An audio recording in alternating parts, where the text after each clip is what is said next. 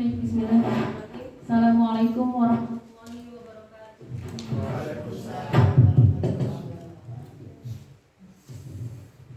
Alhamdulillahirabbil alamin wassalatu wassalamu ala asrofil anbiya'i wal mursalin sayyidina Muhammadin wa ala alihi wa sahbihi ajma'in, amma ba'd.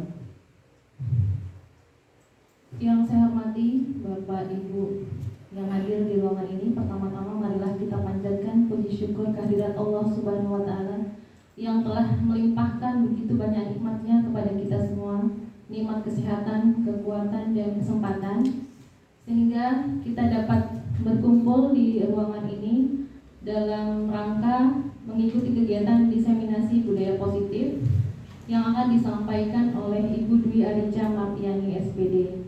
Untuk mengawali kegiatan ini, marilah kita membukanya dengan bersama-sama melafazkan al-basmalah. Bismillahirrahmanirrahim.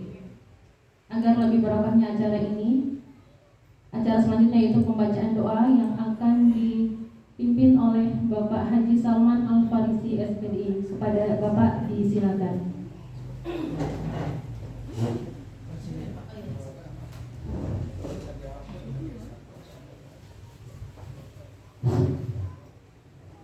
Sebelum kita mulai acara kita, mari kita berdoa sejenak. Semoga apa yang kita hadirkan diberkahi oleh Allah Subhanahu wa taala. A'udzubillahi minasyaitonir rajim. Bismillahirrahmanirrahim. Alhamdulillahirabbil alamin wassalatu wassalamu ala asrofil anbiya'i wal mursalin. Hamdan hamidin hamdan syakirin hamdan yukafi mazidah. Allahumma ja'alna minal qawmil ladzina yattabi'una al-hasana wa la yattabi'una qawla sayyi'ati, ya Allah ya rabbal alamin. Allahumma ja'al jam'ana jam'an marhuma wa la tafarraqana tafarraqan masuna. Allahumma ja'al jam'ana jam'an marhuma wa la tafarraqana tafarraqan masuna. Allahumma ja'al jam'ana jam'an marhuma wa la tafarraqana tafarraqan masuna, ya Allah ya rabbal alamin. Rabbi ighfir lana dzunubana wa liwalidayna warhamhuma kama rabbayana shaghira. Rabbi ighfir lana dzunubana wa liwalidayna warhamhuma kama rabbayana shaghira. Rabbana atina fid dunya hasanah wa fil akhirati ya Sattar ya Jaruhan inna jannatan mabrur. Amin amin. Alhamdulillahirabbil alamin. Bismillahir Fatihah.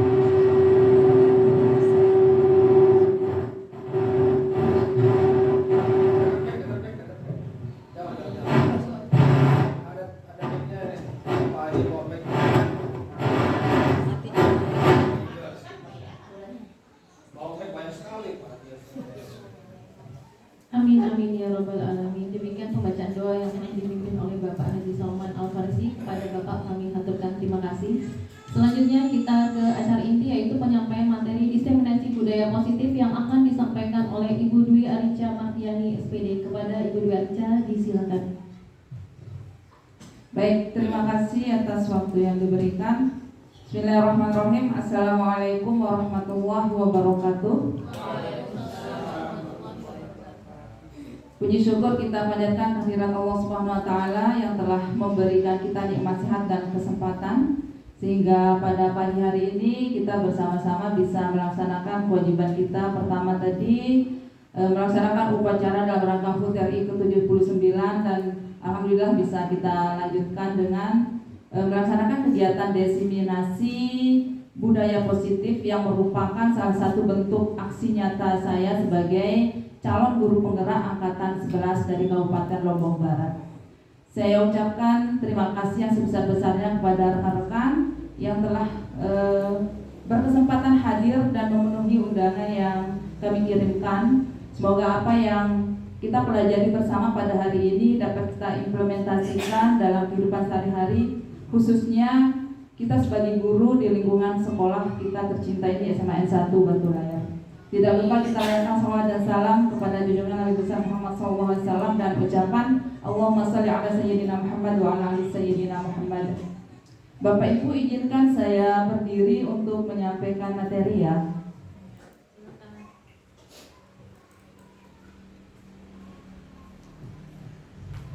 Baik, yang akan kita bahas sekarang yaitu tentang budaya positif. Ya, kalau berbicara tentang budaya itu cakupannya sangat luas ya Bapak Ibu. Di angan-angan kita budaya itu tidak terlepas dari kebiasaan yang ada di sekitar kita, gitu ya. Nah, sementara kalau kita di lingkungan sekolah, apa yang ingin kita lihat, kita gali tentang budaya positif ini? Jadi budaya positif akan kita bahas di sini nanti. Ada di situ disiplin positif, kemudian motivasi, perilaku manusia, keyakinan kelas, posisi kontrol guru, dan segitiga restitusi. Yang pertama tentang disiplin positif. Disiplin positif ini kalau diberikan pengertian secara teoritisnya ya. Jadi disiplin positif adalah pendekatan positif yang mengajarkan tanggung jawab kepada anak, mengembangkan kesadaran diri berdasarkan nilai-nilai kebajikan universal. Jadi disiplin positif lebih berfokus pada disiplin internal yang memungkinkan siswa mengontrol tindakan mereka sendiri. Dengan disiplin diri, siswa dapat memahami dan menyadari tindakan mereka berdasarkan motivasi internal, bukan karena pujian, imbalan, ataupun hukuman. Kata-kata yang saya berikan warna merah ini merupakan penekanan yang akan kita bahas lebih lanjut tentang disiplin positif di sini. Pertama tentang nilai-nilai kebajikan universal. Nilai-nilai kebajikan universal itu merupakan sifat-sifat positif manusia yang merupakan tujuan mulia yang ingin dicapai setiap individu.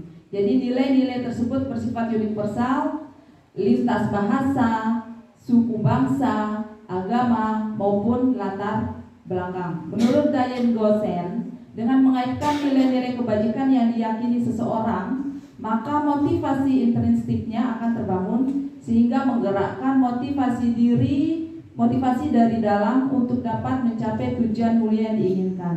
Kalau saya tanyakan Bapak Ibu tentang nilai-nilai kebajikan universal, kira-kira ada gambaran tentang ini?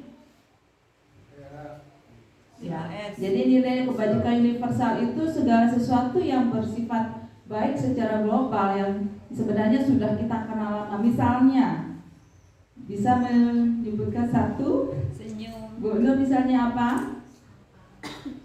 Senyum, sapa, salam. Ya, itu nilai-nilai kebajikan universal. Jujur, gotong royong, gitu ya. Itu merupakan nilai-nilai kebajikan universal yang kita inginkan. Nah, dari nilai kebajikan universal yang sangat banyak itu oleh pemerintah kita ini disimpulkan dalam satu nilai kebajikan universal berupa profil belajar Pancasila yang merupakan harapan bangsa kita untuk anak-anak generasi sekarang. Apa saja itu? Yang pertama, beriman, bertakwa kepada Tuhan Yang Maha Esa, dan berakhlak mulia. Yang kedua, mandiri, bernalar kritis, berkebinekaan global, bergotong royong, dan kreatif. Jadi kalau kita lihat profil pelajar Pancasila ini sudah sangat include sekali harapan para pendidik ini untuk anak-anak didiknya di sekolah khususnya ya. Yang selanjutnya motivasi perilaku manusia. Ini menurut Diane Gosen ini ada 3 kelompoknya di situ. Yang pertama, menghindari ketidaknyamanan dan hukuman. Yang kedua, mendapatkan imbalan atau penghargaan dari orang lain. Nah, yang kedua, motivasi ini merupakan motivasi eksternal. Maksudnya apa? Motivasi ini dipengaruhi oleh hal-hal di luar dari diri kita sendiri. Jadi dipengaruhi oleh hal-hal eksternal dari diri kita. Dan motivasi yang ketiga adalah menjadi diri mereka yang diinginkan dengan menghargai diri sendiri sesuai dengan nilai-nilai yang mereka percaya. Ini merupakan motivasi internal yang kita inginkan bersama, baik untuk diri pribadi kita maupun untuk anak didik kita nantinya. Diharapkan bahwa motivasi internal ini ada dalam diri mereka semua, gitu ya. Berdasarkan nilai-nilai kebajikan universal yang sudah dibahas sebelumnya. Nah, bagaimana dengan hukuman dan konsekuensi sekarang? Adakah yang tahu bedanya? Kalau hukuman seperti apa? Ya, kalau diberikan penjelasan ya. Jadi hukuman itu bersifat tidak terencana atau tiba-tiba. Jadi kita menghukum tanpa ada aba-aba, biasanya langsung spontan ya. Anak atau murid tidak tahu apa yang akan terjadi dan tidak dilibatkan. Jadi hukuman bersifat satu arah dari pihak guru yang memberikan, dan murid hanya menerima suatu hukuman tanpa melalui suatu kesepakatan atau pengarahan dari pihak guru, baik sebelum atau sesudahnya. Hukuman yang diberikan bisa berupa fisik maupun psikis. Murid atau anak disakiti oleh sesuatu perbuatan atau kata-kata. Jadi tidak melulu hukuman itu fisik saja ya. Jadi hukuman verbal itu efeknya malah bisa lebih jangka panjang, gitu ya. Jadi menyakiti hati anak dengan perkataan kita yang kasar, mungkin yang kita keluarkan secara spontan, tidak kita rencanakan, dan anak-anak pun tidak tahu akan dihukum. Nah, itu bisa menimbulkan efek jangka panjang. Sementara konsekuensi itu seperti apa? Jadi konsekuensi sudah terencana atau sudah disepakati, sudah dibahas dan disetujui oleh murid dan guru. Jadi ini ada dua arah ya, sudah ada kesepakatan sebelumnya. Umumnya bentuk-bentuk konsekuensi dibuat oleh pihak guru, sekolah, dan murid sudah mengetahui sebelumnya konsekuensi yang akan diterima bila ada pelanggaran. Pada konsekuensi, murid tetap dibuat tidak nyaman untuk jangka waktu pendek. Jadi konsekuensi biasanya diberikan berdasarkan suatu data yang umumnya dapat diukur. Misalnya, setelah 3 kali tugasnya tidak diselesaikan pada batas waktu yang diberikan, atau murid melakukan kegiatan di luar kegiatan pembelajaran, misalnya mengobrol, maka murid tersebut akan kehilangan waktu bermain dan harus menyelesaikan tugas karena ketertinggalannya. Nah, peraturan dan konsekuensi yang mengikuti ini sudah diketahui sebelumnya oleh murid. Sikap guru di sini senantiasa memonitor muridnya. Jadi kita sebagai monitoringnya, zona kesepakatan itu sudah kita buat bersama begitu. Itu beda konsekuensi dan hukuman ya. Jelas sampai sini Bapak Ibu ya? Ya. Jadi mana yang harus kita ikuti, hukuman atau konsekuensi? Konsekuensi yang lebih manusiawi ya, karena sudah kita sepakati dan anak-anak siap jika ada kesalahan yang mereka lakukan. Mereka tahu apa yang harus diperbuat, gitu ya. Oke, sedikit latihan. Nah, di sini ada beberapa kasus. Kira-kira ini merupakan hukuman atau konsekuensi. Yang pertama, mencatat 100 kali di dalam buku kalimat "saya tidak akan terlambat lagi" karena terlambat sekolah. Kira-kira hukuman atau konsekuensi? Hukuman. Oke, kita lihat jawabannya ya. Yang kedua, lari mengelilingi lapangan basket 2 kali karena terlambat hadir di sekolah. Hukuman atau konsekuensi? Hukuman. Ada yang konsekuensi, ada yang hukuman. Oke, tampung dulu ya pendapatnya, nanti kita lihat jawaban yang benar. Kemudian ketiga, murid diminta untuk push up 15 kali karena tidak menggunakan masker ke sekolah. Hukuman. Oke. Yang 4, menggantikan kertas tugas teman yang telah dicoret-coret. Konsekuensi. Yang kelima, membersihkan tumpahan air di meja tulis karena tersenggol pada saat belajar. Konsekuensi. Yang keenam, meminta murid tidak mengenakan sepatu seharian di sekolah karena tidak mengenakan sepatu hitam. Oke, disimpan jawabannya. Kemudian 7, lari mengelilingi lapangan basket 2 kali karena terlambat 10 menit untuk pelajaran PJOK. Hukuman konsekuensi? Kita lihat jawaban yang benar ya. Oke, jadi yang pertama tadi dicatat 100 kali, saya tidak akan terlambat, merupakan hukuman. Lari mengelilingi lapangan basket 2 kali karena terlambat hadir di sekolah, hukuman. Murid tidak diminta untuk push up 15 kali karena tidak menggunakan masker, hukuman. Menggantikan kertas tugas teman yang telah dicoret-coret, konsekuensi. Membersihkan tumpahan air meja tulis, konsekuensi. Meminta murid tidak mengenakan sepatu seharian di sekolah, itu jelas dihukum ya, hukuman. Lari mengelilingi lapangan basket 2 kali karena terlambat 10 menit untuk pelajaran PJOK.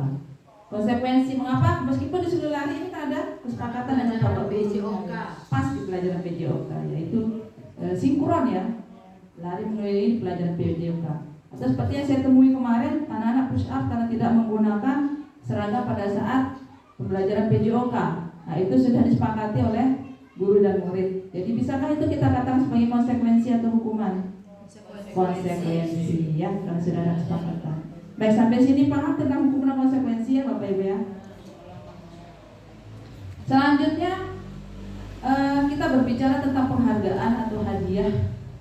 Nah, Ada istilahnya dihukum oleh penghargaan katanya kalau secara teorinya ini. Apakah penghargaan atau hadiah itu sifatnya baik? Tergantung. Baik. Bisa baik, bisa tidak. Bisa baik, bisa tidak. Ya. Jadi jika ada dua pengaruh, jangka panjang dan jangka pendek. Dia akan berpengaruh baik jika dilakukan jangka pendek saja, tidak jangka panjang. Misalnya pemberian penghargaan Kalpataru misalnya, jangka panjang itu jangka pendek tuh. Saat itu saja kan, tidak selama 1 tahun berjalan pemberian penghargaan. Bolehkah dilakukan oleh pemerintah? Boleh. Nah, kalau seperti itu saya kira penghargaannya positif ya.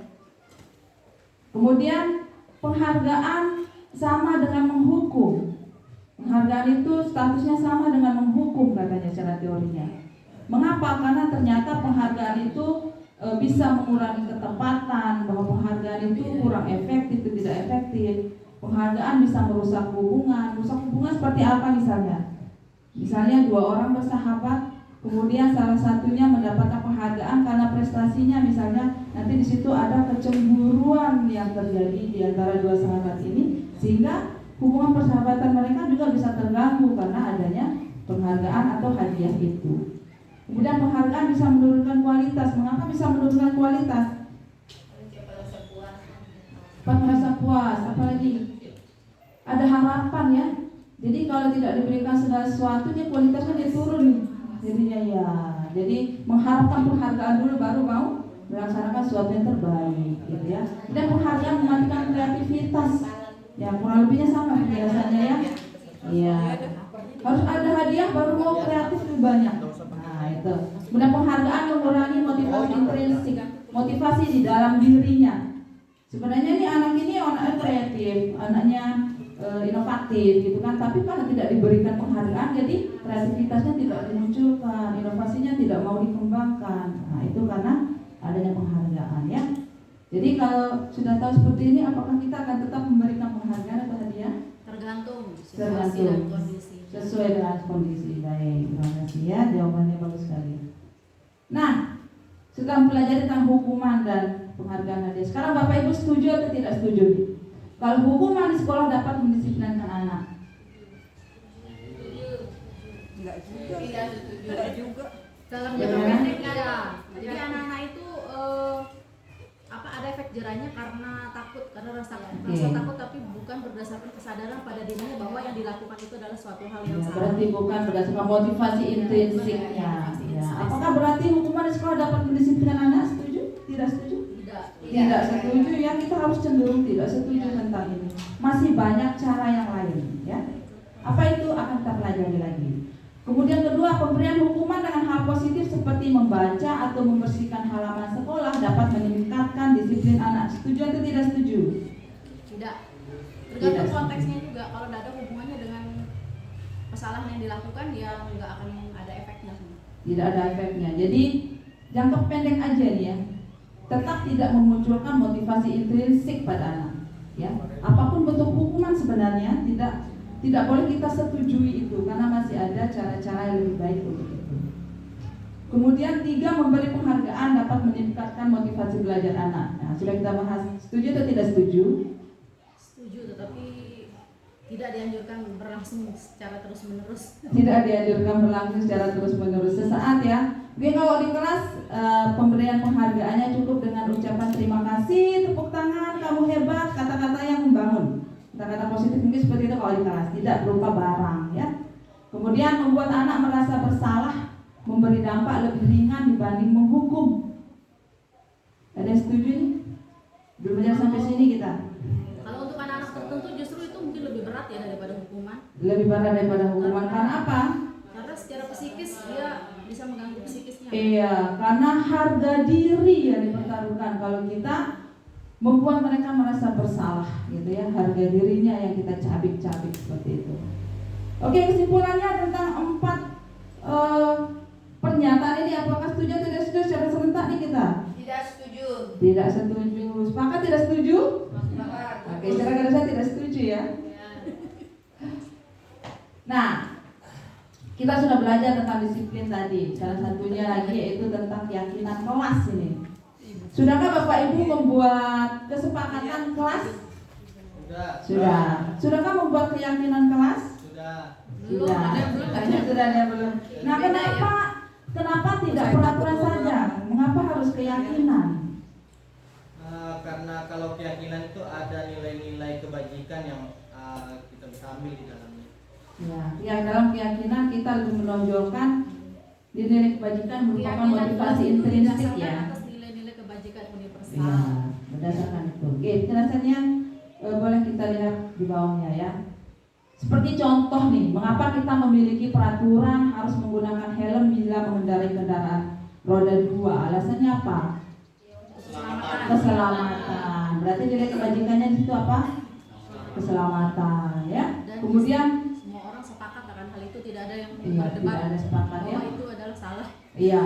Itu maksudnya Betul. nilai-nilai universal ya. Nah, mengapa kita memiliki peraturan membuang sampah di tempatnya? Apa yang kita tuju? Kebersihan, tanggung jawab, kesehatan ya. Itu merupakan nilai kebajikan yang harus kita yakini. Mengapa kita memiliki peraturan harus datang tepat waktu pada saat mengikuti pelatihan? Disiplin yang akan kita bangun di situ, tanggung jawab juga, ya kan? Nah, bisa menghargai waktu. Itu merupakan nilai-nilai kebajikan universal yang harus kita yakini bersama. Nah, untuk mendukung motivasi intrinsik, kembalikan ke nilai-nilai keyakinan-keyakinan, karena akan lebih menggerakkan seseorang dibandingkan mengikuti serangkaian peraturan-peraturan saja. Sampai sini jelas ya, mengapa harus keyakinan, bukan sekedar peraturan ya. Oke, kita latihan sedikit. Nah, selalu mengembalikan buku ke tempatnya. Ini nilai keyakinan kelas atau nilai kebajikan yang dituju apa?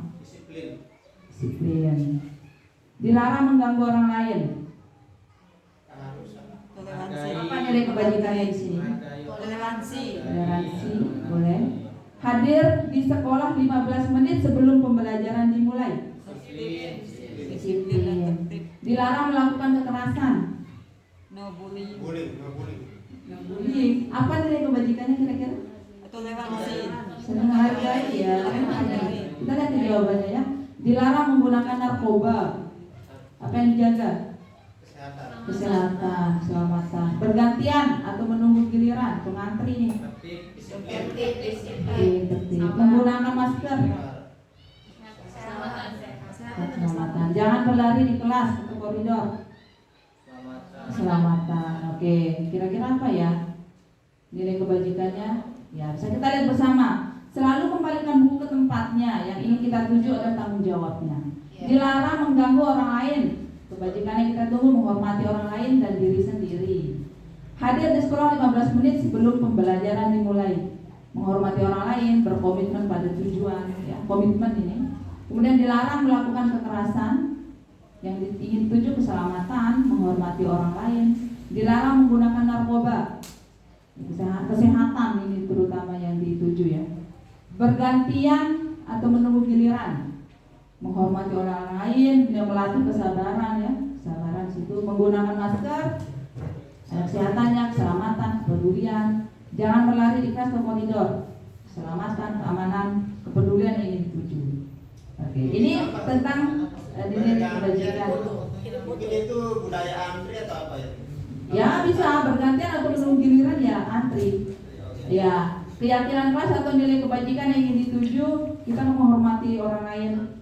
Jika antri melatih kesabaran kita, kan bisa begitu ya. Oke, sampai sini jelas ya Bapak Ibu ya, nilai kebajikan. Nah, kalau dibuatkan satu gambaran, jadi peraturan kelas itu merupakan langkah awal kita yang bisa kita lakukan di kelas ya. Peraturan kelas atau kesepakatan kelas yang nantinya akan kita kembangkan atau kan kita tuangkan ke dalam bentuk keyakinan kelas. Di situ yang mencakup nilai-nilai kebajikan universal tadi, dengan harapan akan bisa menciptakan lingkungan positif di kelas kita ataupun di sekolah kita, sehingga budaya positif nantinya akan bisa kita laksanakan secara masif gitu, secara lebih luas lagi. Kemudian selanjutnya tentang 5 kebutuhan dasar manusia. Mengapa ini yang perlu kita bahas? 5 kebutuhan dasar manusia ini juga ada hubungannya ya dengan bagaimana kita melaksanakan budaya positif di lingkungan kita, baik itu di rumah maupun di sekolah. Apa saja 5 kebutuhan dasar manusia itu? Yang pertama, bertahan hidup. Bertahan hidup dengan apa kita Bapak Ibu? Makan, minum. Ya. Keselamatan juga bentuk dari bertahan hidup enggak? Menjaga keselamatan kita. Iya. Bentuk dari bertahan hidup ya. Kalau kita diserang harus dong bertahan. Iya, supaya tetap hidup gitu ya. Iya. Kemudian yang kedua, kasih sayang dan rasa diterima. Yang mana? Oh, Ya, kebutuhan kita ternyata butuh tentang rasa kasihan dan rasa diterima, cinta kasih. Iya, tidak hanya pada lawan jenis ya, tapi kepada teman yang sama jenis juga, bukan berarti kita melakukan hal-hal yang tidak diinginkan loh ya. Iya. Perempuan yang perempuan juga kita perlu perhatikan kan, yang bapak-bapak ke anak-anak mulutnya yang laki-laki juga harus memiliki perhatian gitu ya, supaya anak-anaknya merasa diterima gitu kan. Kemudian apa lagi? Ada kesenangan. Kesenangan kita dalam bentuk apa kira-kira? Beda-beda ya. Bapak kesenangannya Pak? Banyak. Makan.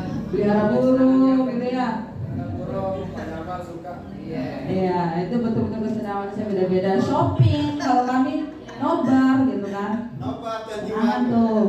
Arisan di pinggir pantai, kesenangan ya. Iya. sampai dekat Kemudian sampai ada lagi penguasaan. Penguasaan ini power. the power of the Power ini kita butuh kekuasaan. king.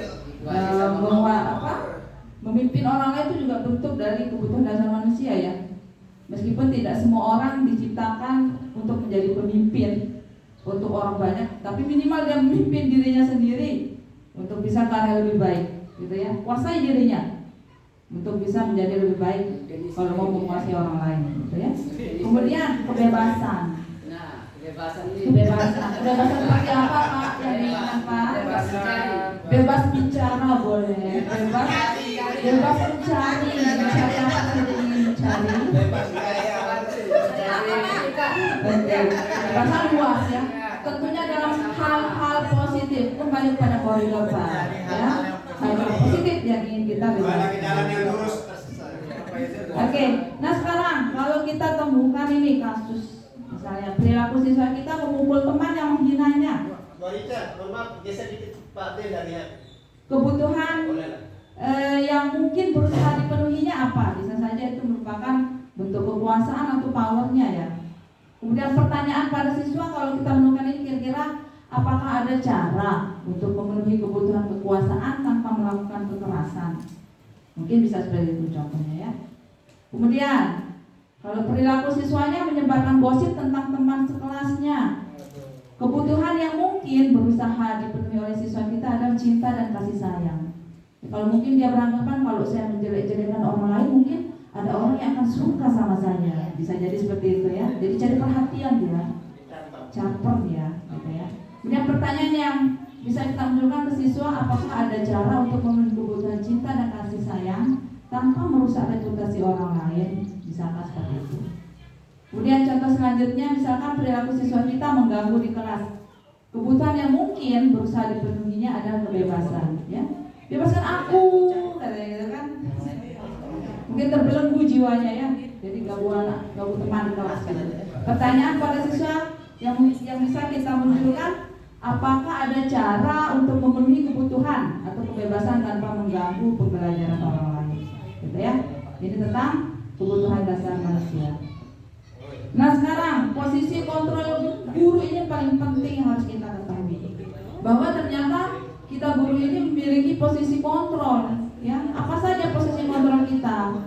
Pertama sebagai penghukum, yang kedua pembuat rasa bersalah, kemudian yang ketiga kita sebagai teman, guru sebagai teman, kemudian guru sebagai pemantau, dan yang terakhir guru sebagai manajer. Nah untuk lebih memahami bagaimana posisi kontrol guru ini, mari bersama-sama kita simak video pembelajarannya ya, penjelasannya.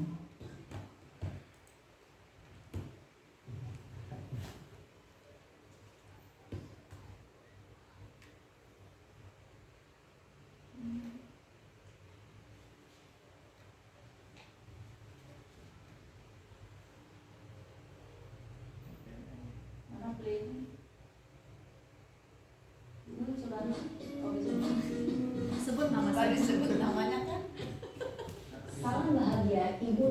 Bapak guru hebat.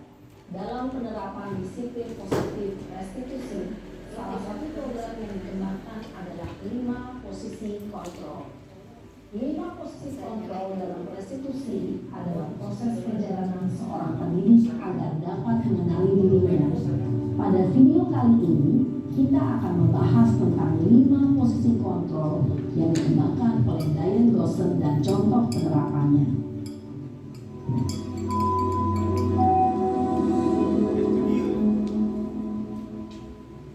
5 posisi kontrol itu adalah 1. Posisi penghukum.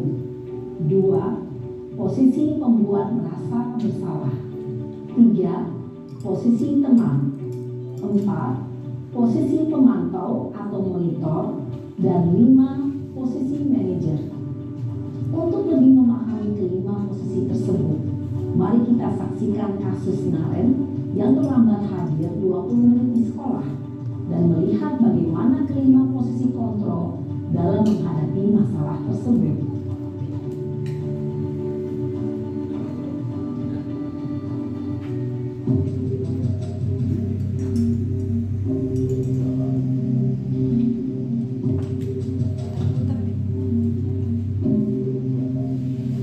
Naren! Sini kamu! Selamat pagi, Bu. Selalu terlambat. Kamu deh, pasti terlambat. Maaf, Bu. Saya Apa? Apa coba? Alasan kamu apa lagi? Kapan sih kamu tidak terlambat? Malas sekali ya kamu jadi anak. saya Dasar pemalas. Gak kapok-kapok sih kamu. Sudah berapa kali terlambat? Sana, kamu keliling lapangan basket 2 kali. kenapa saya harus keliling lapangan basket, Bu? Kenapa? Kamu melawan ibu. Berani-beraninya jawab. Sudah terlambat, masih berani jawab pula. Sekarang, keliling lapangan basket 5 kali sekalian. Biar kapok. Cepat. Pergi sana ke lapangan basket. Posisi penghukum biasanya berbicara dengan nada tinggi, menghardik, menunjuk-nunjuk, menyakiti, dan menyindir. Hukuman bisa berupa fisik maupun psikis. Ibu dan bapak guru hebat. Dampak yang terjadi pada murid ketika guru berada pada posisi penghukum adalah murid cenderung akan memberontak, bahkan menyimpan dendam.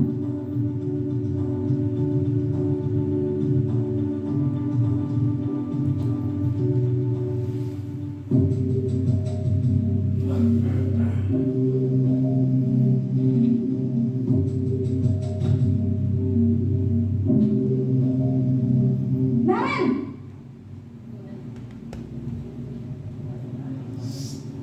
Selamat pagi, Bu. Naren, kamu kenapa terlambat lagi, nak? Ya Tuhan, Naren, kamu senang ya bikin ibu susah ya?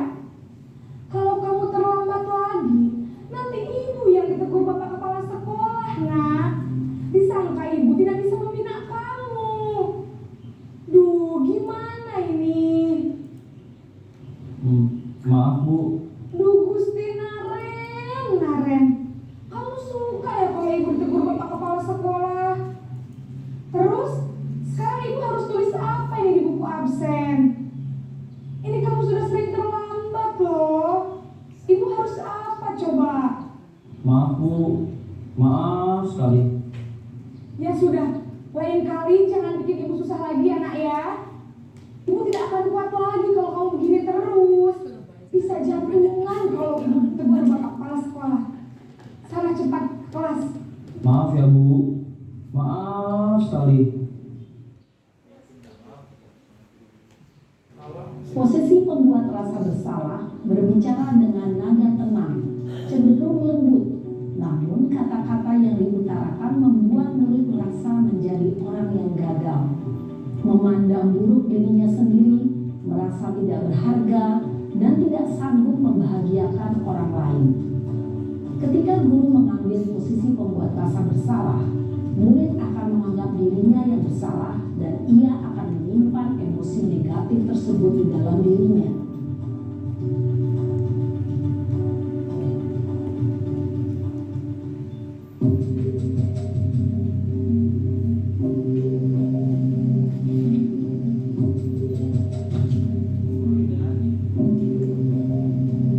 Naren,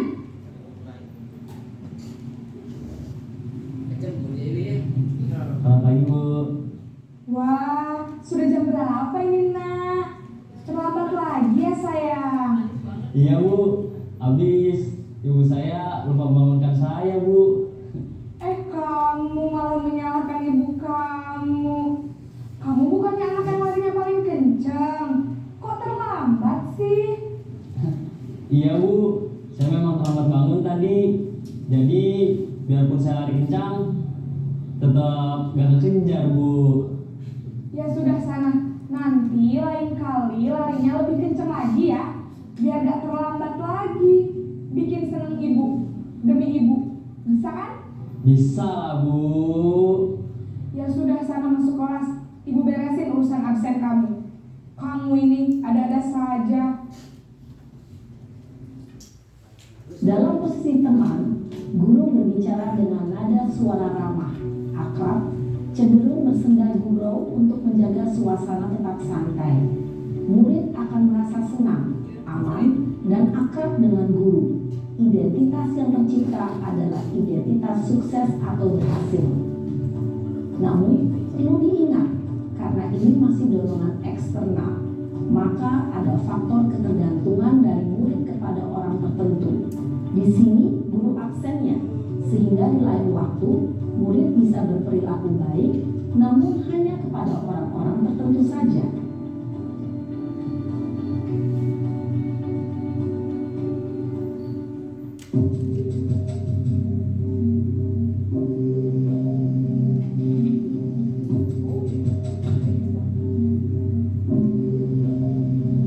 Naren!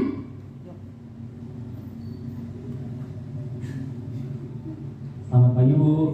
Naren, apa peraturan sekolah kita tentang jam berapa kita harus masuk sekolah, nak? Kita harus di sekolah jam 7 Bu. Iya betul, sekarang sudah jam 7.20. Naren sudah tahu konsekuensinya jika terlambat hadir. Paham Bu, saya harus tinggal kelas pas jam istirahat selama 20 menit. Iya benar, konsekuensinya demikian. Jadi nanti jam 9.30 pas istirahat, kamu harus tinggal di kelas, kerjakan tugas tambahan untuk ketertinggalan kamu, ya? Baik Bu. Posisi pemantau mengandalkan penghitungan atau data untuk mengontrol murid. Guru mengarahkan murid berdasarkan peraturan dan konsekuensi. Seorang pemantau menunjukkan bahasa tubuh dan ekspresi wajah yang datar dan cenderung formal.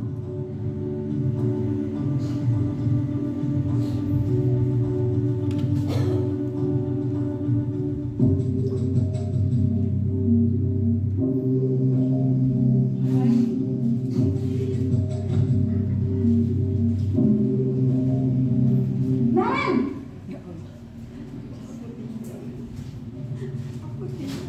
Selamat pagi Bu. Selamat pagi Naren.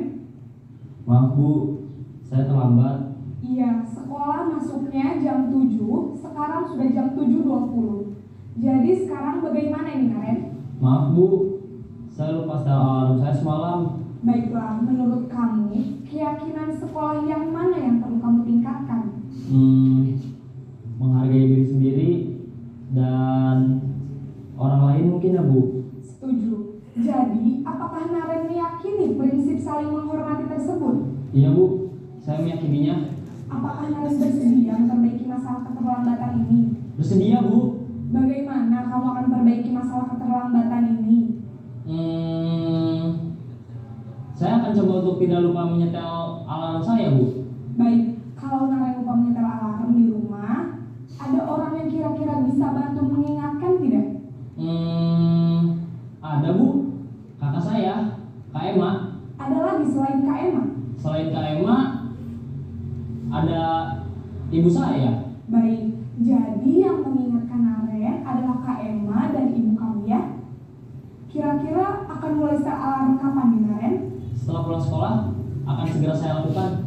Baik, jadi Naren akan setel alarm untuk bangun besok pagi dan akan diingatkan oleh kakak dan ibunda Naren ya. Ada lagi yang mungkin perlu dilakukan Naren agar tidak terlambat bangun lagi? Tidak ada, Bu. Baik Naren, terima kasih untuk kerjasama kamu. Sekarang kamu perlu kembali ke kelas untuk belajar. Baik, Bu. Terima kasih. Posisi manajer adalah posisi kontrol yang disarankan untuk membimbing murid memiliki sikap disiplin yang positif, yaitu murid yang mandiri, bertanggung jawab, dan dapat memecahkan masalah. Tujuan dari posisi ini adalah agar murid dapat berefleksi atas tindakannya. Guru akan dengan tulus memberikan pertanyaan-pertanyaan bermakna, sehingga membuat murid dapat belajar dari kesalahannya dan mencari sebuah solusi untuk menyelesaikannya. Ibu dan Bapak guru hebat, setelah mengamati adegan kelima posisi kontrol tadi, kira-kira posisi mana yang paling ideal? Posisi mana yang dapat menunjang motivasi intrinsik murid? Ya, tentu posisi manajer. Posisi ini memang posisi ideal yang ingin dituju setiap pendidik. Pada posisi inilah, guru dapat menerapkan disiplin positif yang berpihak pada murid, yang memerdekakan murid. Perjalanan seorang pendidik tentunya tidak mudah untuk sampai pada posisi seorang manajer. Namun, tujuan kita pasti, yaitu menciptakan murid-murid yang mandiri, merdeka, dan bertanggung jawab. Semoga penggambaran 5 posisi kontrol yang telah diperlihatkan ini dapat menjadi ajang refleksi bagi kita semua, agar dapat terus mengasah dan menerapkan disiplin positif yang memerdekakan murid. Mari terus berlatih dan bersemangat. Selamat menerapkan. Salam dan bahagia Ibu dan Bapak guru hebat. Baik, bagaimana Bapak Ibu? Tepuk tangan dulu kali ya. Ya semangat. Setelah menyaksikan tayangan 5 posisi kontrol ini, di manakah posisi kita masing-masing? Mari kita berkaca pada diri sendiri ya. Seperti yang diharapkan, posisi terbaiknya tentunya menjadi manajer katanya ya. Tapi itu butuh waktu yang tidak singkat. Dan apakah kita harus berputus asa untuk mencapai manajer? Tentu tidak. Usaha maksimal tentu harus kita laksanakan sebagai pribadi yang baik. Jadi kembali pada diri sendiri dulu ya. Oke. Selanjutnya adalah latihan lagi nih. Ya, kira-kira siapa yang mengatakan pernyataan-pernyataan ini? Posisi kontrol guru yang mana? Ya. Kalau pertama, saya kecewa sekali dengan kamu. Posisi kontrol guru yang mana yang mengatakan ini kira-kira? Rasa bersalah. Rasa bersalah. Kamu tidak pernah benar-benar melakukannya. Yang ketiga, ayolah lakukan demi ibu. Ayolah lakukan demi bapak. Yang ketiga apa sih? Lupa. Ya sudah, nanti kita ulas kembali. Apakah kamu mau mendapatkan stiker bintang hari ini? Kira-kira posisi kontrol yang mana tuh? Kemudian, bagaimana kau bisa menyelesaikan masalah ini? Kamu selalu yang paling terakhir. Oke, jawabannya coba kita lihat dulu. Iya. Yang pertama, saya kecewa sekali dengan kamu. Jadi ini posisi pembuat orang merasa bersalah ya. Kamu tidak pernah benar melakukannya. Penghukum ternyata ini. Kamu tidak pernah benar melakukannya. Jadi anaknya dipojokan ya, dihukum. Ayolah lakukan demi ibu dan bapak. Ini ucapan seorang teman ya. Apakah kamu mau mendapatkan stiker bintang hari ini?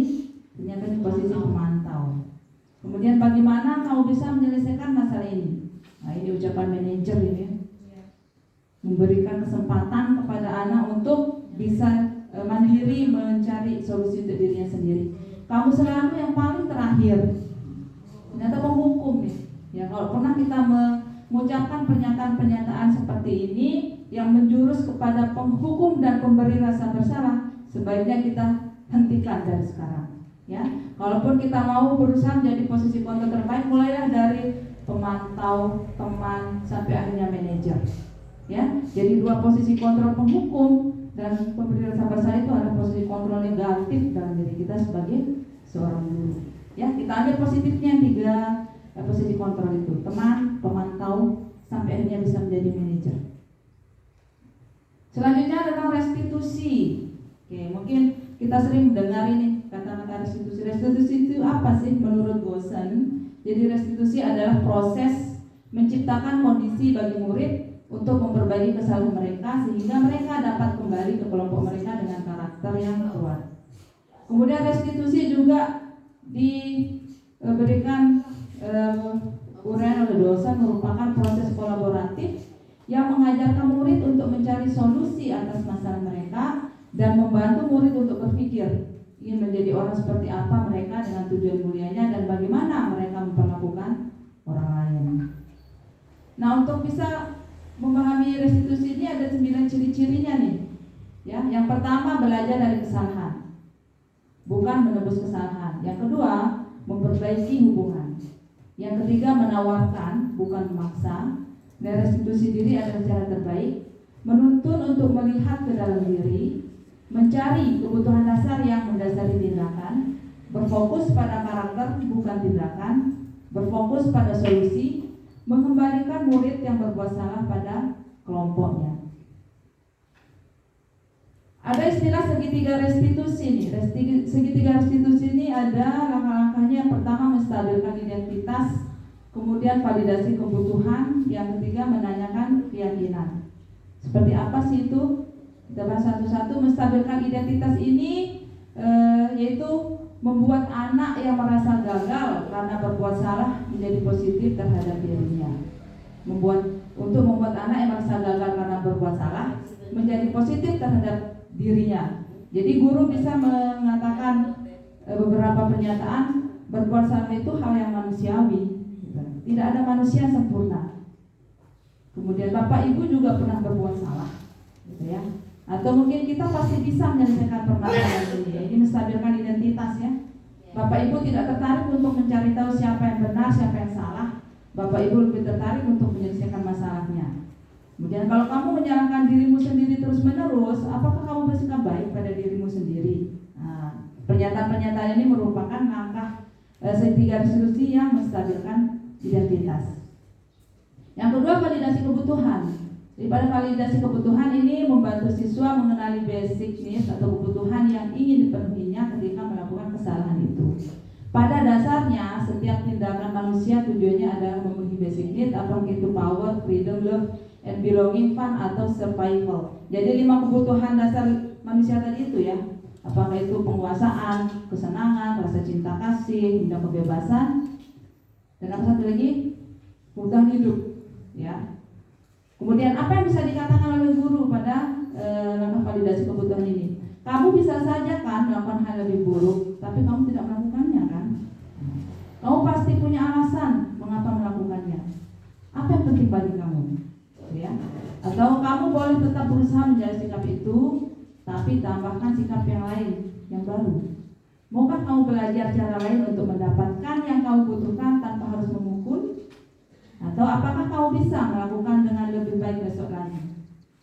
Ya, itu beberapa pernyataan bisa dikatakan oleh guru. Yang ketiga, langkah ketiga segitiga restitusinya adalah menanyakan keyakinan.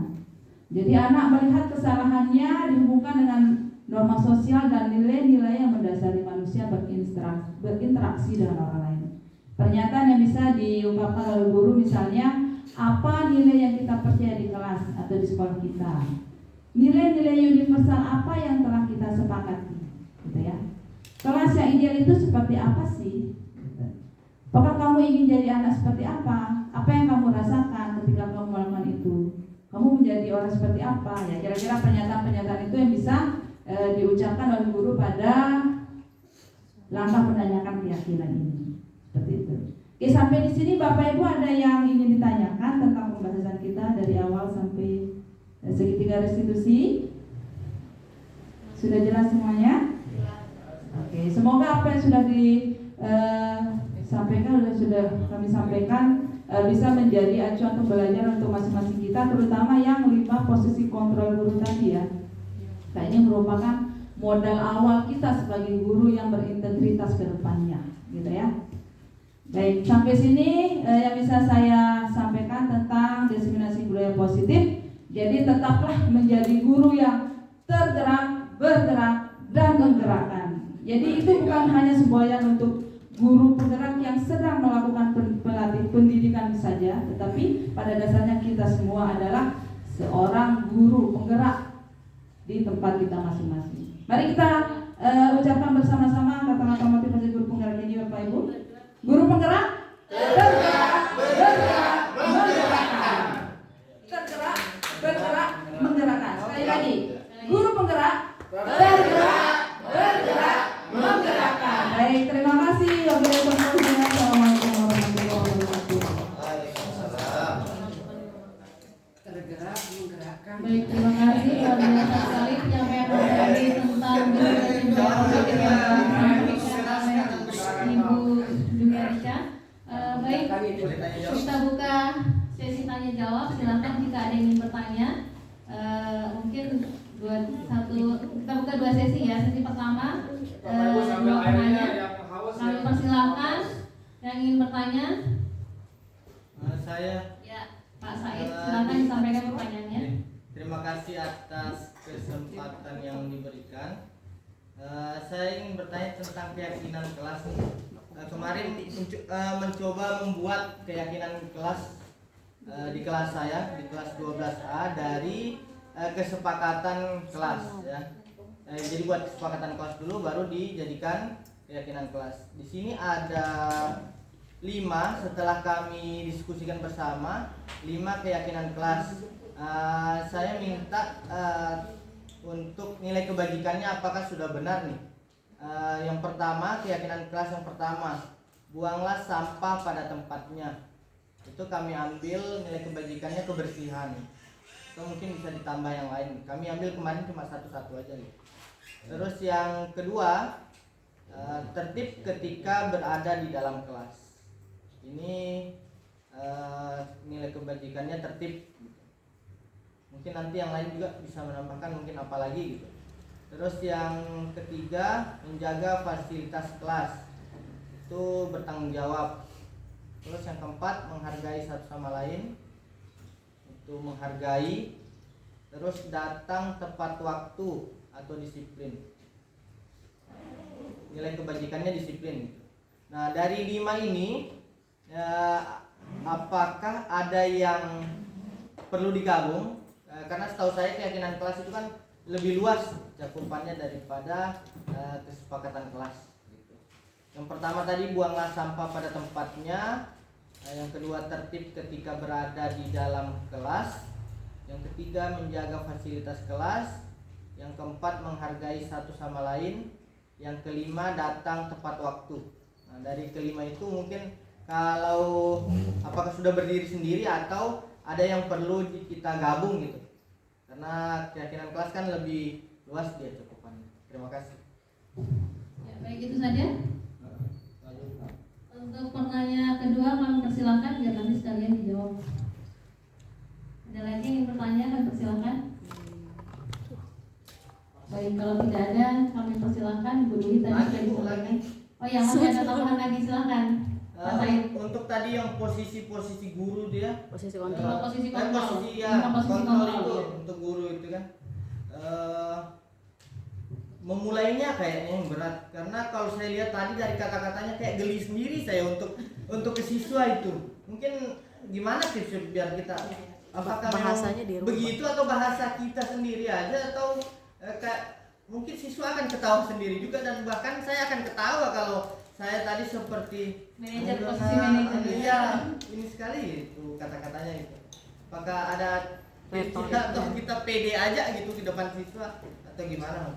Karena terbiasa nomor satu ya. Karena terbiasa sudah yang sudah terlambat ini. Belak-belakan aja gitu biasanya di kelas. Apalagi usul. Apalagi yang sudah sering sekali terlambat itu kan kadang naik tensi kita untuk ini menghadapinya gitu. Apalagi kalau dia cuma garuk-garuk kepala, cengengesan ditanya itu yang kita bingung. Ya Bu, terima kasih. Ya, terima kasih atas pertanyaan Pak Said. Kami persilahkan langsung kepada Ibu Dwi untuk menjawab pertanyaan dari Pak Said. Kalian aja ya. Oke, baik. Terima kasih atas pertanyaannya. Berarti kalau yang bertanya benar-benar memperhatikan ya. Ini biasanya bahasa guru kepada anak-anak. Saya nggak pernah ngomong begini. Kalau dikatakan keyakinan kelas, apakah boleh digabung? Boleh-boleh saja. Keyakinan kelas itu kan yang kita ambil nilai-nilai kebajikan universalnya ya. Jika ada pernyataan dalam kesepakatan kelas yang kira-kira nilai kebajikannya bisa kita samakan, kenapa tidak kita ambil satu saja? Seperti misalnya datang terlambat ya. Nah, itu kan masuk disiplin juga masuk, tanggung jawab di situ juga ada gitu kan. Dengan pernyataan apa lagi tuh di kesepakatan kelasnya. Jadi boleh-boleh saja Pak disamakan gitu. Tidak harus satu kalimat kesepakatan kelas satu nilai kebajikan, yang tidak mesti begitu juga. Bisa saja dalam satu kesepakatan kelas mencakup beberapa nilai kebajikan. Misalnya membuang sampah pada tempatnya, itu kan di samping kebersihannya, tanggung jawabnya juga di situ dia, ya kan? Kesehatannya juga ada di situ. Nah, gitu. Jadi mari kita gali sebanyak-banyaknya nilai kebajikan yang bisa kita munculkan di kelas kita dengan peraturan-peraturan kesepakatan kelas yang sudah kita buat. Mungkin itu Pak ya.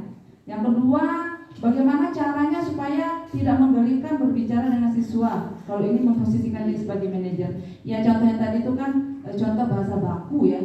Yang kalau bisa kita laksanakan seperti itu, namanya juga contoh gitu kan. Kalau tidak ya kita ya yang harus kita ambil adalah konsep dasarnya gitu. Esensinya apa gitu kan. Ya tidak harus Pak Said menggunakan apakah kamu datang terlambat karena ini, ya nggak begitu juga dong Pak ya. Mungkin kalau selama ini kita seperti katanya Pak Said langsung spontan tensi tinggi melihat anak yang melakukan kesalahan. Ya hal pertama yang mungkin harus kita lakukan adalah calm down Pak, calm down dulu, jangan langsung meledak. Nah, mungkin di situ perlu jeda, kita berpikir sejenak sebelum melakukan sesuatu.